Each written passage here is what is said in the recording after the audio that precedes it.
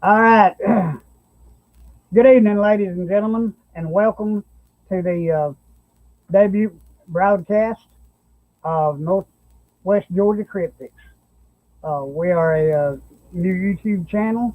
Uh, we're dedicated the to proving that Sasquatch is real, and also to the paranormal. Uh, Whether it be the paranormal side of Sasquatch or uh, a ghost or a spirit lingering in your home, whatever. Uh, we're here to answer your questions. Blake, take it over, buddy. How's it going tonight, guys? So, basically, what we kind of had planned for tonight was just mainly an introduction, and we were going to talk about the connection with kind of Bigfoot and paranormal. That was going to be our first episode, I guess you would say. There are a lot of different beliefs when it comes to the connection of the two. Of course, you have a lot of believers that say that paranormal doesn't involve Bigfoot or Sasquatch. What's your opinion on that, Ricky? Well, I've always been to the opinion that Bigfoot is a living, breathing creature. If you were to cut a Sasquatch, he'd bleed. Well, I do believe he will. Um, but you're right. There's a lot of people out there that have actually uh, stated they have actually saw these things coming in and out of portals. You know, uh, Fading in and out, balls of light. Right before they see a Sasquatch, things of these natures. I know. In my own experience over the years, I've come in contact with I guess I don't know 4 or 5 of these creatures over the years, and I've noticed that basically more or less, the when you come in contact with one of these things, it's like kind of like time stands still. The creatures, the forest creatures, your bugs, your frogs, any of your creatures that like to make a lot of racket. You see one of these things, have a sighting of them. It seems that these things always uh, quieten down. When you see the sighting, so or you have the encounter. So, I don't know. I don't know. Like I said, I've interviewed a lot of people that say they've had experiences such as mind speak. Things of that nature has not happened to me. I think we were on one expedition a few years back when we had a guy that took a real bad headache one of the nights that we had this happen, and it it's just wild,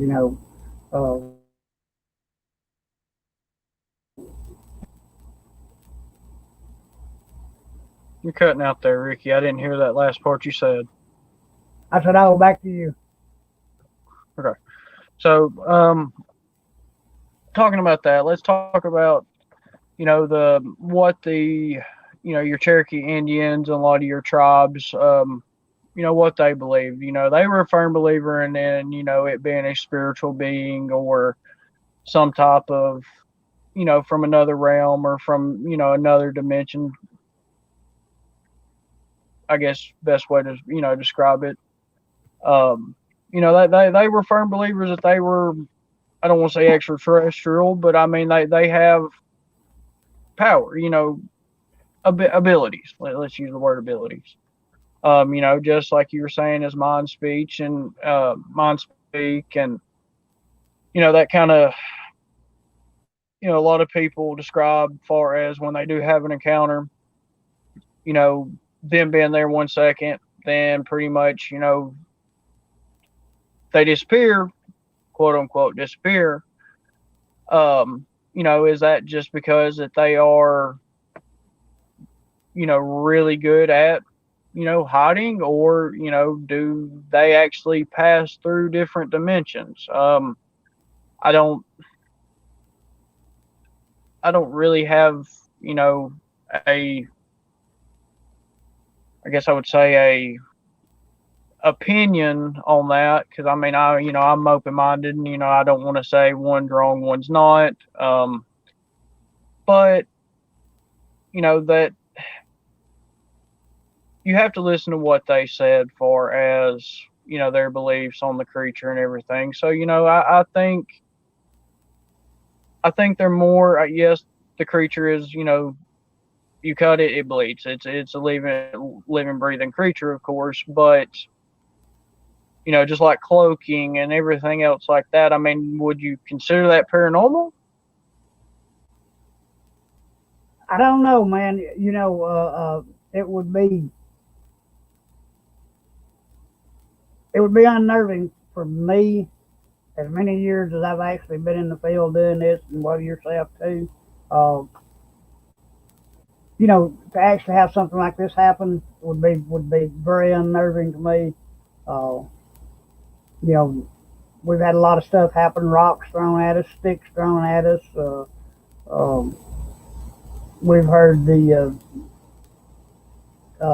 so-called samurai chatter, uh, these things. But to actually have something like that where one's just there 1 minute and steps out from thin air the next, um, you know, a lot of people claim to have seen it, and I'm not one to say they're wrong about it, but I've just never experienced it myself. And then that kind of goes to my encounter. I kind of encountered that what I was just talking about. People report as far as they're there 1 second, gone the next. I can't say they just disappeared in the thin air, but I did see them enter a tree line. But once they enter a tree line, best way to describe it's like they disappeared. I mean, I just don't see how a creature as large as they are can be 100% quiet all the time. And they're not 100% quiet all the time. But I mean, just I never heard anything after I couldn't see them. So And basically, the woods down there. I mean, the woods aren't super thick. I mean, it wasn't. I mean, you can probably see, I don't know, 50 yards back in the woods, 100 yards back in the wood. You would think at a distance of that, I mean, you would be able to hear the creature. right, and it amazes me at the ability of these things, and that goes back to the paranormal side too. The ability of these things to be able to uh, just appear and basically disappear at will. Uh, I've had them come in. Not even be in camp and not even be thinking about anything like this, and all of a sudden, have a rock chucked into camp with you, or a big stick thrown into camp, or uh, little pebbles thrown at you, and then all of a sudden it just stops. You know, so Well, just let's look at the encounters that we had down at the cemetery. First of all, that's one of the big things is there are a lot of sightings around rural cemeteries. We went down there to do paranormal stuff. We went down there to ghost hunt. The Bigfoot stuff, that was just something that come from being down there ghost hunting or investigating, whatever. right, and this is And just like the night that we seen the orb, you know, understand we were in a cemetery, yes, but that's another report around places that have a lot of Bigfoot sightings or orbs. We seen a undeniable Class A orb down there that one night. So I mean, it's why do they stay around cemeteries? I mean, I don't think there's really much a connection between the paranormal there, but I mean, they could be. Right, I agree 100%. You know, I used to think the connection would be maybe where they would uh, dig graves, and these creatures would come out and rummage through the dirt or whatever, sift through the dirt and get grubs or get minerals from the dirt. This used to be one of my big thoughts on this, but as you can see here, this is a picture of one of our cemeteries that we visit. You see how rural this is. This is about 3 miles off the main road back into where this is located. Uh, Yeah, that's the cemetery that we had all my encounter at and everything. That's Macedonia. right. This is where Blake and I had rocks thrown at us one night with his dad down there with us, and we were actually standing up in the probably the Middle upper end of cemetery, middle cemetery. The trees to the right of that, the one in the middle, out right, past the trees. and we were standing there and had rocks the size of a basketball, I guess, thrown down through the treetops and actually landing at their feet. And we all scattered. And then we got back up under the pavilion, and it wasn't just excuse me, a couple of minutes that we heard a big tree break and fall over, hit the ground, and actually shook the ground. So that's just a testament to the strength that these creatures have got. Go ahead, Blake. That let's see. I was just looking at this picture. It's a little off topic, but is that the old pavilion or the new pavilion? That's actually the new one. No, That's wait the a new minute. one. No, this picture was taken. No, this is the old one because You don't know. this picture was taken back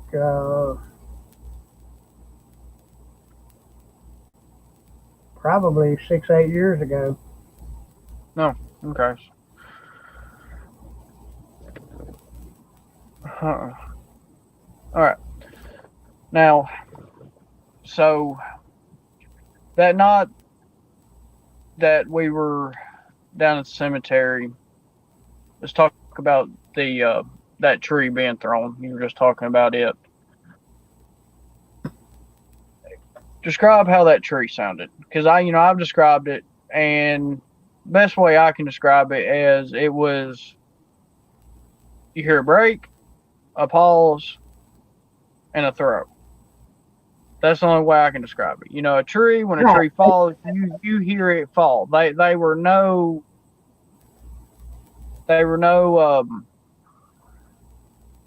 you didn't hear it falling.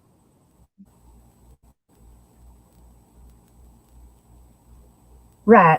No, no, you're right. There was like a little pause, and then it was thrown, and when it hit the ground, then yeah, it hit the ground with some force. So, like I say, these things have got superhuman strength uh, about them, and as far as having a one-on-one confrontation with one of these things, I wouldn't want to do it.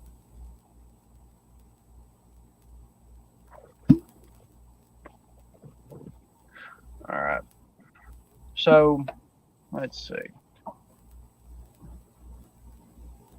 What is your theory on mind speak? You were talking about mind speak a little bit ago. Let's talk about that a little bit. Well, really, Blake, I don't know. I've talked to a lot of people in the past few months that have said that they've had varying degrees of experience with mind speak, and one guy we interviewed from Florida a few months ago, he claimed that he had a clan of them that actually interacted with him through mind speak, and I personally have never experienced it, and I don't know. I've had people tell me that it's just a thought that enters your head, that enters your mind, and you can actually you know what these creatures are actually speaking to you. So whether you actually hear a voice, hang on 1 minute, man. Hello. Uh, Listen, I'm doing a broadcast right now. I'll call you back in just a minute.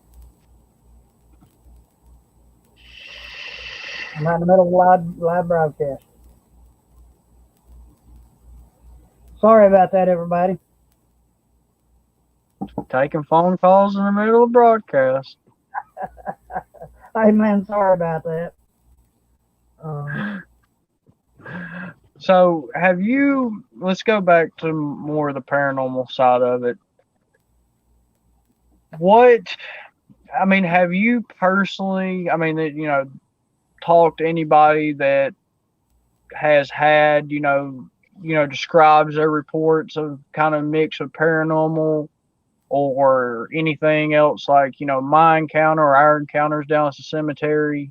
You've talked to a lot more people than I have, so I can tell you what I've read. And I talked to a guy over at Ellijay a few months ago, actually over at the Blue Ridge at the museum over there, and he told me that the reason he and his wife, they were from North Carolina, and the reason they had stopped in that day was the fact that they owned, I think he said 86 acres up there, and he said that they were having experiences with something. He didn't know what it was, but whatever it was raising the dogs. He had a big metal trash can, he said, set up in his backyard that he kept his dog food in, and whatever this thing was taking the lids off this metal trash can, getting into the dog food. And way he talked, when the nights that it done it, these this trash can could be 3/4 of the way full, and the next morning when he'd go out, the lid would be back on the can, but there wouldn't be anything in the can. The can would be emptied out. And he said it wasn't like something that just would tip the can over, and let it spill out or whatever on the ground, because he said that other than maybe just 2 or 3 little pieces that you'd find scattered, other than that, the contents of the can was gone without any trace. And just various things, like he said, was happening up there on his property, and that's one reason he had stopped in over there that day. So they are people that have encounters with these things on their property, and a lot of them, over the years have not talked about it because of the ridicule they think they'll face because of it, and thanks to shows like ours and all the other YouTube shows it's on, we've actually opened this thing up, and shows like Bigfoot, Finding Bigfoot, Bigfoot Expedition, all those type shows.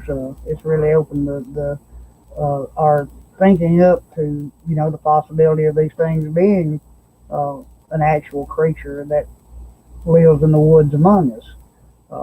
I know I'm beyond a knower, a believer. I'm a knower. I've actually saw one. I know these things exist. I know what your encounter was. I know they exist. And whether we're here, we're not here to prove that Sasquatch actually exists. We know that he does. But we're just here to share information that we've gathered over the years with our viewers, and let them decide for themselves. What the take is on this creature. yeah, we're not doing this to prove it to ourselves. So now, let's talk about. No, we're talking about the cemetery again, but what's your thought that the last time we went down there and we heard that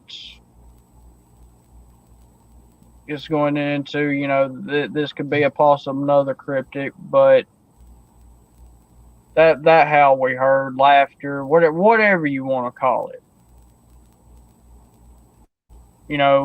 Some say that they've reported juveniles kind of making that same sound. I mean, where we were at is close to, I don't know if any of you guys ever heard of Kellogg Creek. Um, there back in 2010, 2009 era, uh, they were actually a thing about, they used to be a page, the Dog Man of Kellogg Creek. I don't know. I've never really done much research for as the Dog Man, but I don't know how to describe what we heard. And what I heard was what I would think that would sound like. We did find those big canine prints. Um,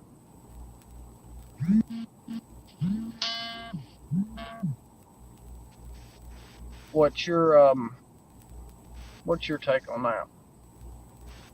Well, I talked to a guy here a few months ago that he and his son were actually investigating dog man that land between the lakes in Kentucky, and he actually said that there were reports up there where a dog man had actually uh, was seen dragging the corpse of a Bigfoot uh, through the forest up there. And he and his son they'd had like I don't know 6 or 8 different encounters with the dog man. And one encounter he described that they were had a little campfire built up, had the cheers out around the campfire. I think he said his wife was along with them. It was like 1, 2 o'clock in the morning. He said that they were actually out doing in the upper part of the property there at land between the lakes, and he said that they were doing some Bigfoot calls, and he said that about 25, 30 yards in the woods behind them, all of a sudden there was something uh, screamed out. He said it was not a Bigfoot, definitely wasn't a Bigfoot, and he said that it was actually the first time that he and his son had ever heard this. Scared his wife. She actually got in the car, locked herself in the car because of it.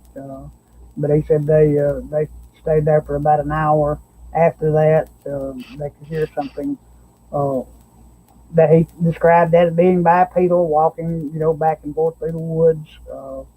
But it would never actually come out, into their fire, into the range of the fire where they could actually get a visual of the creature. But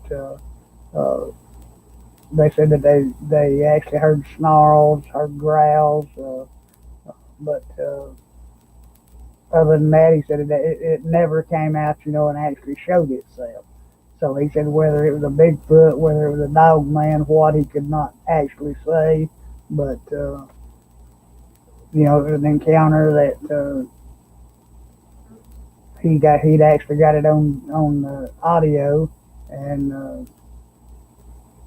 I heard a small track of the audio, and it was similar to what you and I heard down at the lake that night. And that's not the first time that we've ever heard anything like that down there. I mean, we have heard, of course, they are coyotes down there. A lot of times when we've heard our actual howls, they have been before a coyote howl. It gets the coyotes to howling. So I mean, we know they're canine. They're forms of canines down there, of course. But I mean, I don't know what it was we heard that night. I mean, I can't say. Could it have been a Bigfoot? Yes. I mean, could it have been? I mean, if it was a coyote, I mean, I didn't know coyotes can make sounds like that. I mean, so I don't. Oh no, I can't explain what we heard that night. That's probably one of the only howls I've ever heard that is really like different than anything I've ever heard, as far as the howls we have heard. Well, the one investigation that we done back in what was it? Probably March. March over on Blue Ridge. You and I heard some strange howls that night. We actually heard a couple of what sounded to be grown Sasquatch earlier in the night. Had gave out a couple of howls. We heard a few what I called weird sounding owl sounds. We heard two or three of those during the night, and then we had that one, off to our uh, right of where we were camped at, down that big embankment. It was down probably, I don't know, maybe a quarter of a mile, but it actually yipped out. At first, we thought that it was a coyote, but then it started into the long howl, like we contribute to being a Sasquatch howl, and with that, we come up to the conclusion that we thought it was a juvenile that was making a racket, and that was covering ground, man.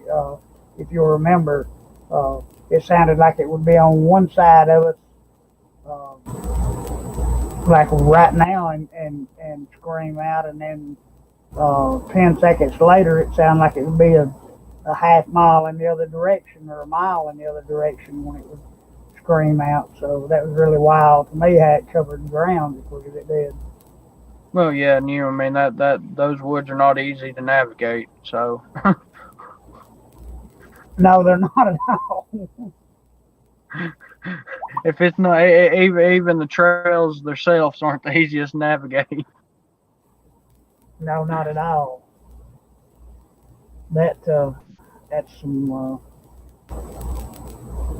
very inhospitable ground over there, especially if you're not familiar with it. It can trick you up right quick, like. Oh yeah, you can get lost. You can get lost over there in a heartbeat. Oh yeah, no doubt, no doubt. I'm familiar with that land. I've been over there thousands of times over the years, but yet, it has been, I guess, maybe 15 years. Uh, you know, at the time you and I went over there here back in March, it had been probably 15 years prior to that I'd been over there, and yeah, I can tell. But hell, I'd been over 1,000 times before that or more, and I still got lost that day. So, I didn't think we were ever gonna find it. That was due to the Forestry Service cutting new roads in there.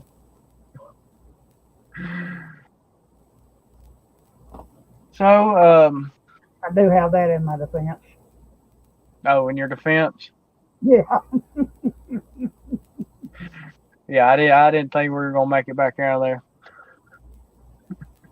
Hey, I got you from point A to point B. Somewhat small little detour there. We survived it. So, we will do. I mean, of course, we want to talk about a little bit to do with paranormal and Sasquatch. I mean, I know that was kind of a little all over the place on that, but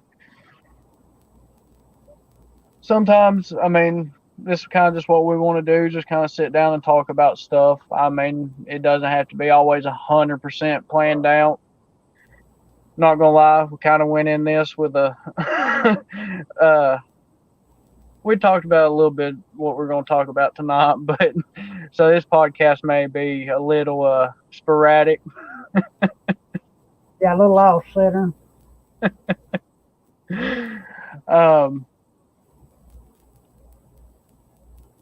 So I guess my opinion on the whole paranormal and Sasquatch deal, the connection, just like I say about anything's possible. I'm on the fence about it. I listen to all sides of it.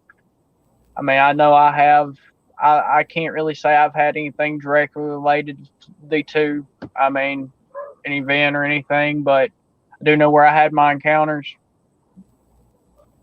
Cemetery. I hear all the, I don't really know if you'd call the mind speak stuff and the cloaking and stuff like that. I mean, yes, it's paranormal, but,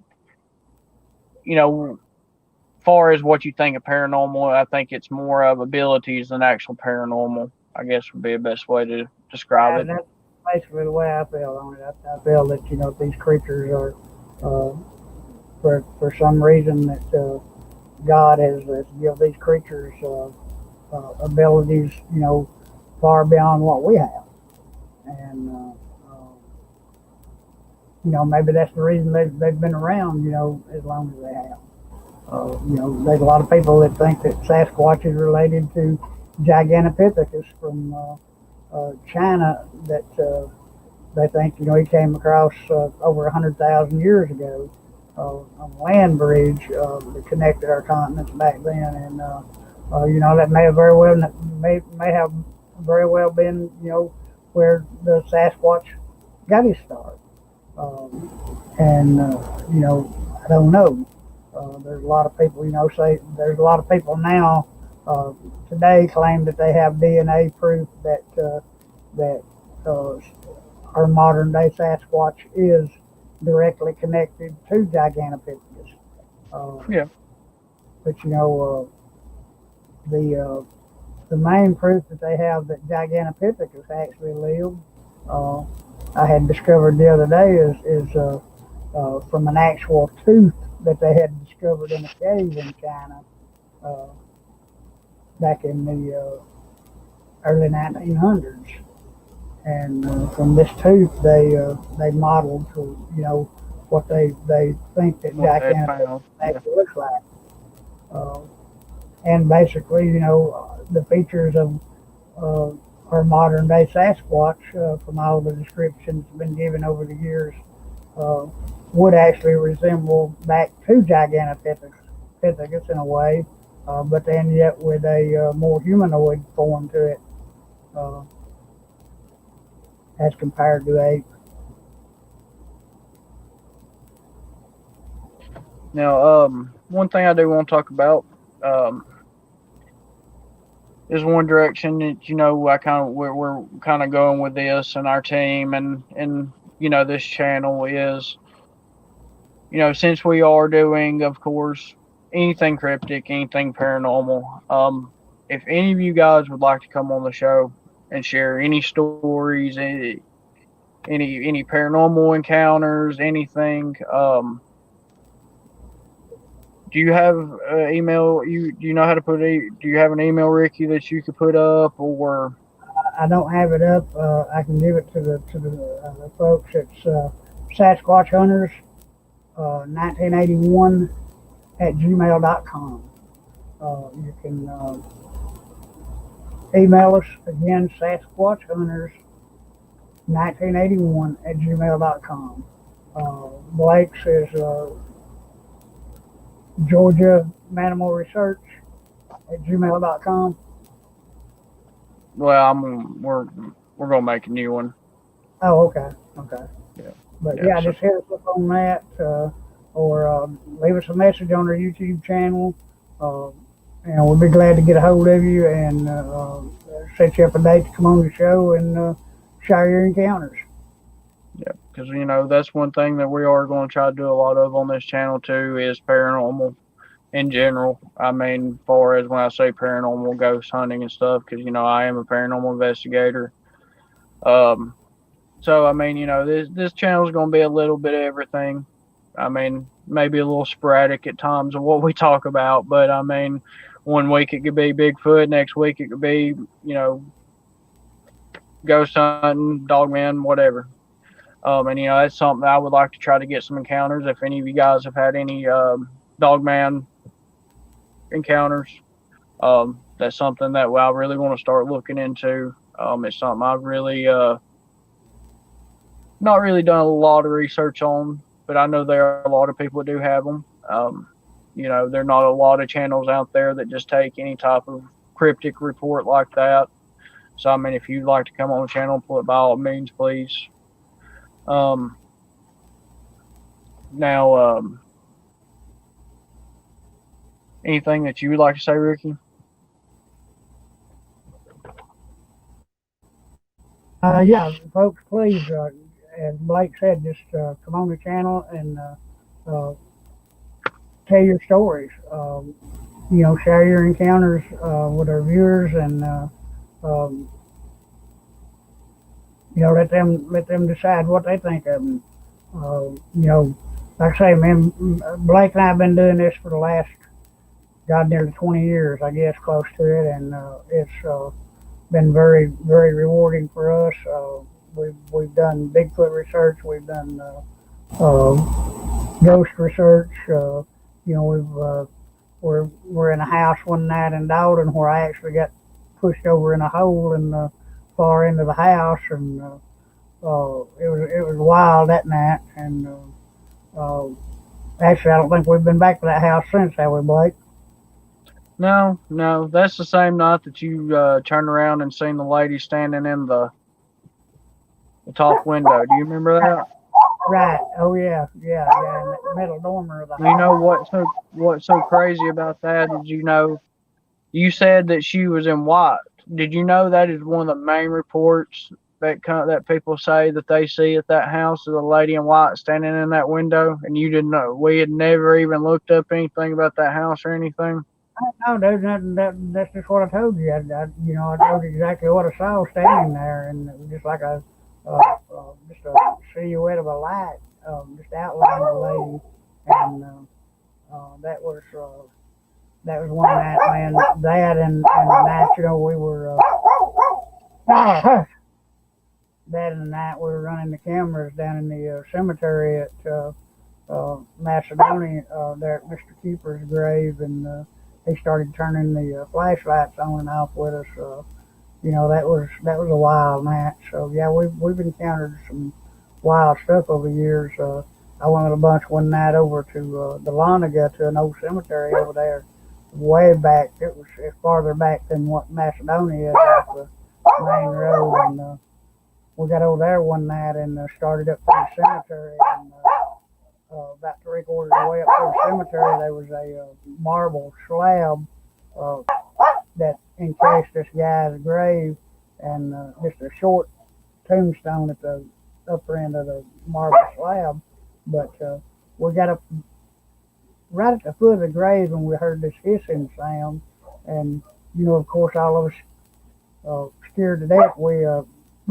We didn't know what was going on, and one little boy was with us, little Jones boy. He got just a few steps ahead of us, and just as he got about even with that tombstone, there was a big black cat jumped right out on him, man. I'm telling you, the dude actually peed his pants over there that night, man. It was I probably would have too. that was a wild night. But we actually caught a mist that night over there in that cemetery at an old crypt up there in the cemetery. We actually caught just a white mist that started out at the bottom of the door and came up, and it encased the whole front of the old crypt there. But it only lasted maybe 15, 20 seconds when it done it. But that was wild. So yeah, we've actually encountered some really uh, unexplainable things doing this. Now, you want to talk about what we're going to do next week? Do you want to not don't want to go into too much details, but do you want to do a segment on South Pittsburgh next week, like we Yeah, were talking about? get your I'll get my uh, fiance. See if my fiance wants to do it with me, because I mean she has a lot of encounters up there. Then um, we are actually planning a trip up there. Like I said, not this coming week, but week after. Could do couple live streams or something like that. oh yeah, man, that'd be great. Just I don't know. I'm sitting here talking about paranormal stuff, and I got some weird stuff going on outside right now. uh, you may get caught before you get in the house. I don't know what that was.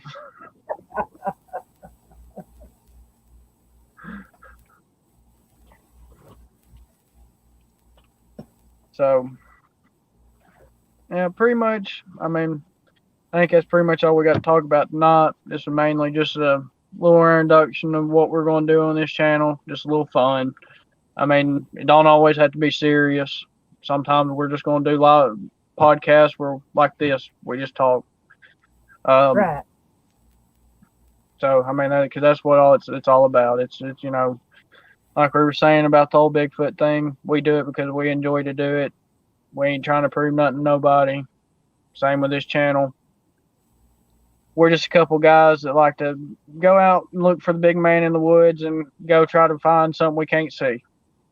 That's it. No more doing it. Pretty much.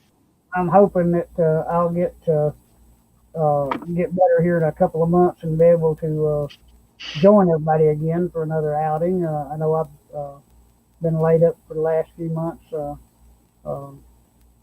and haven't been able to get out and do anything really, but I've stayed here on the computer and done a lot of research. And so basically, I guess I've been kind of an IT guy for the last couple of months because of all this, but I'm hoping everything will pick up. Oh, we're calling you an IT guy now, Ricky.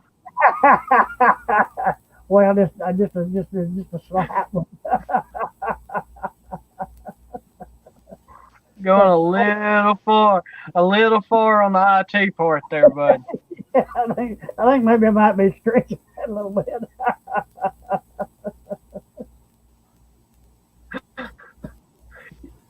You forget how to push the X on the X button, exit stuff out on the computer sometimes, Ricky.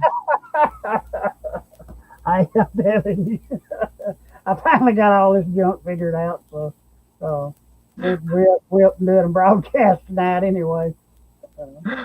Kind of made me pull my hair out there for a short while trying to figure everything out, but yeah, how that goes. We're just a bunch of amateurs.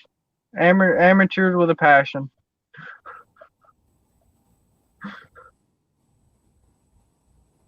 Yeah, that's basically it. That is basically it. I'm trying to get my email added in here working.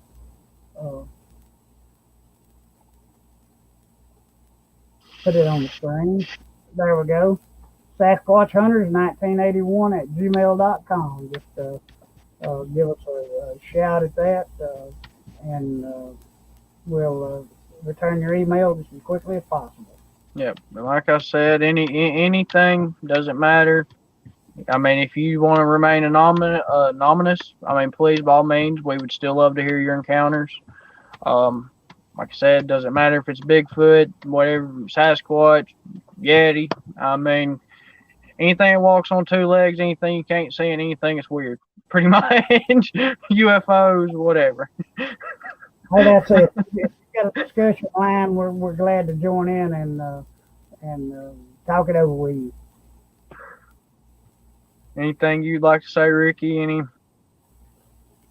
Well, folks, we sit here and we jest and we joke and we have fun with this, try to.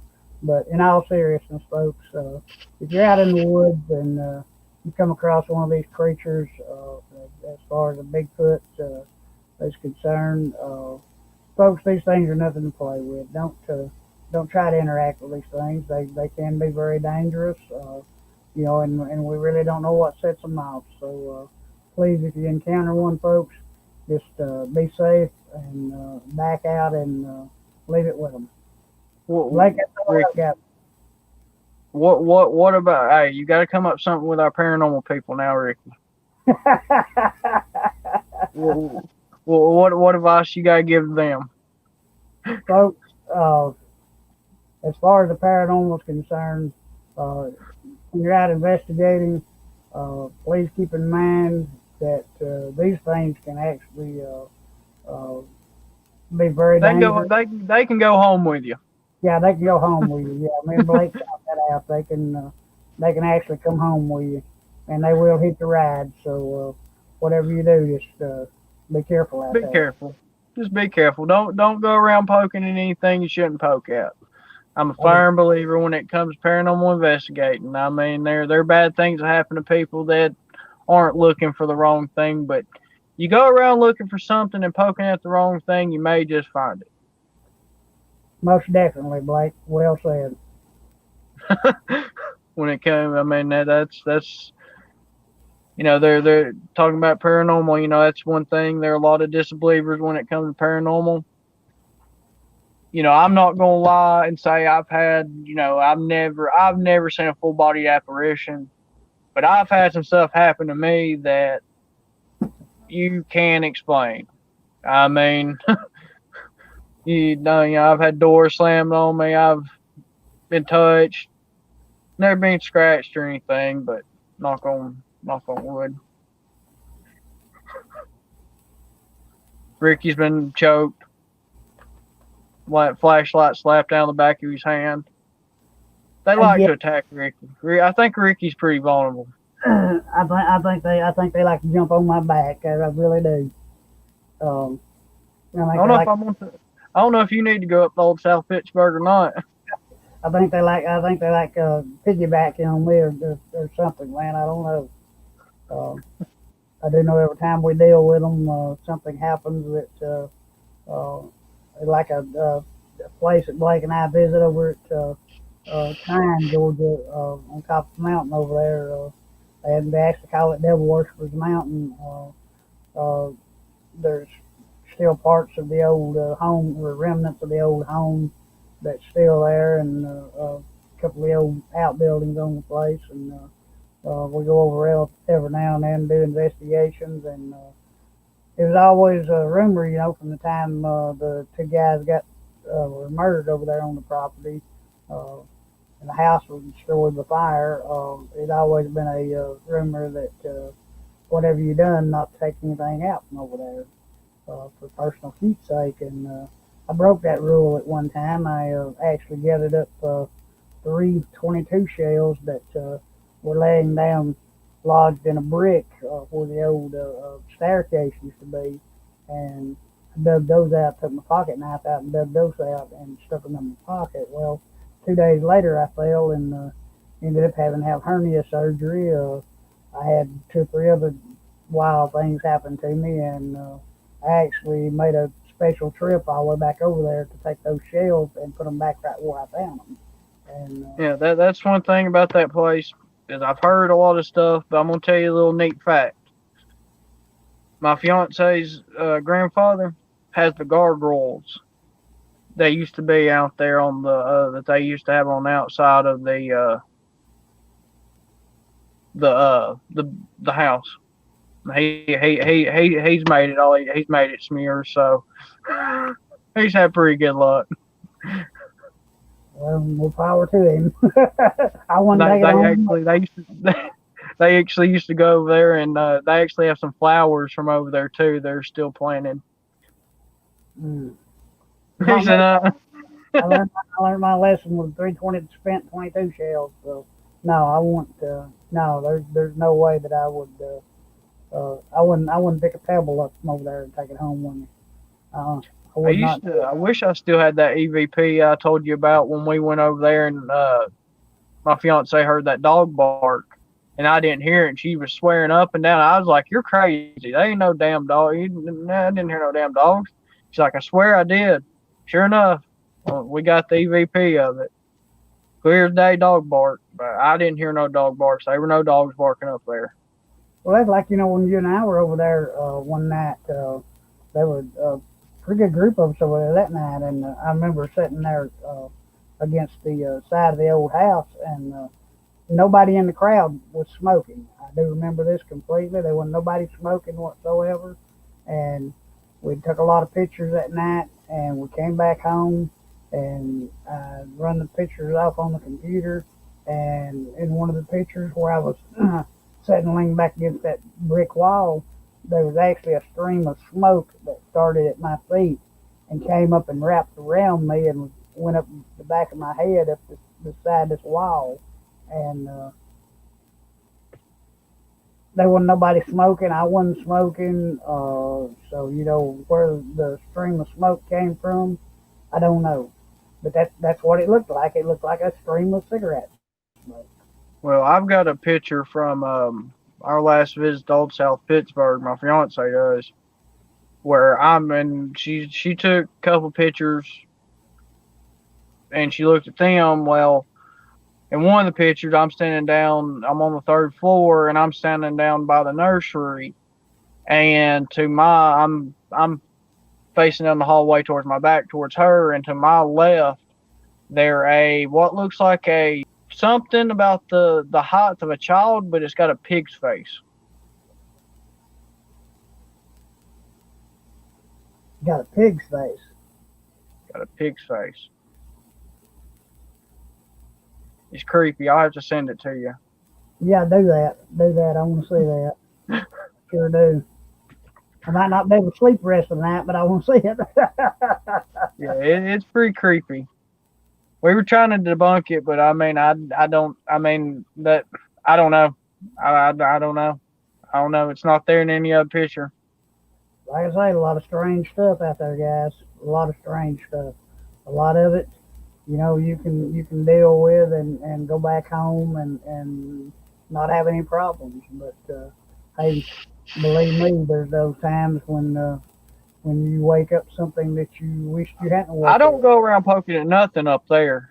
Like I mean, that's the most haunted place I've ever been. Had some crazy, crazy stuff happen up there.